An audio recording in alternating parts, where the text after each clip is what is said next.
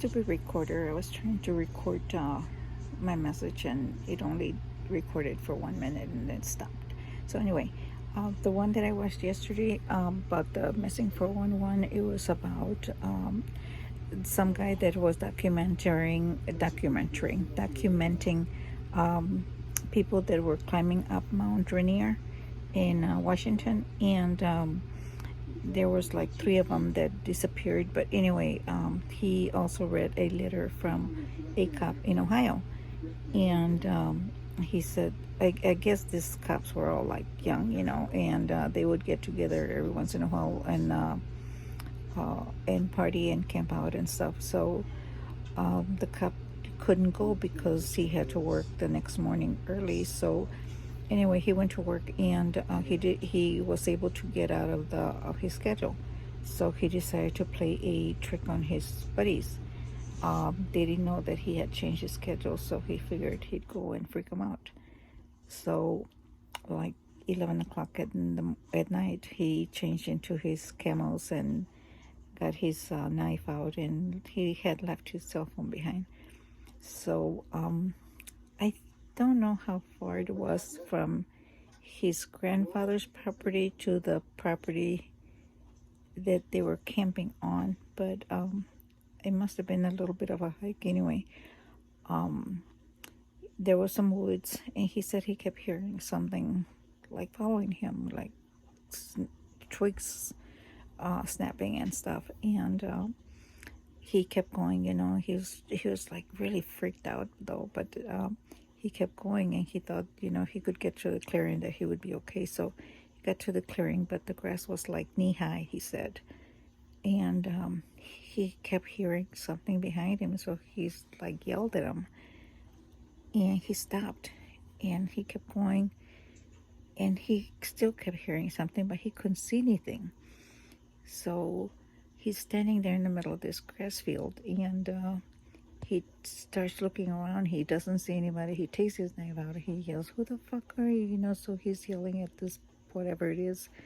And he said everything was completely quiet. He couldn't hear anything, no crickets. There was supposed to be a creek there. He couldn't hear the water.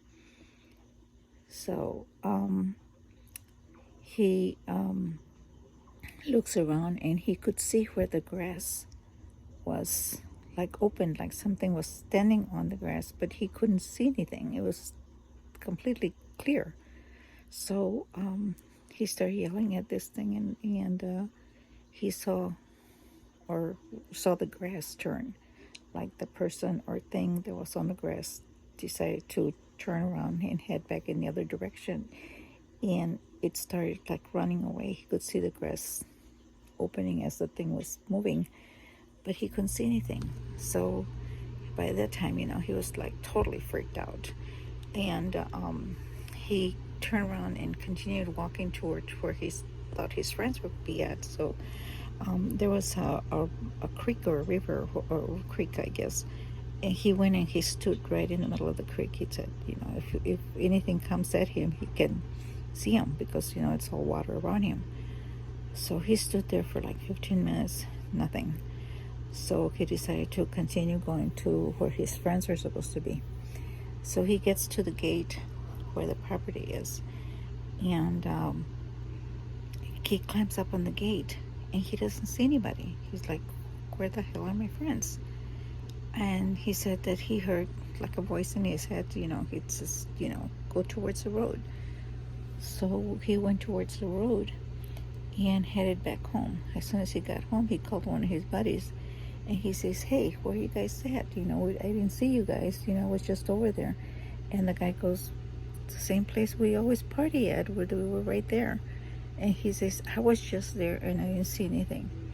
So his buddy says, "Well, you know what? I'll come get you." So he came and he got him and took him, and the guys were there, and the vehicles were there, and everybody was there like normal.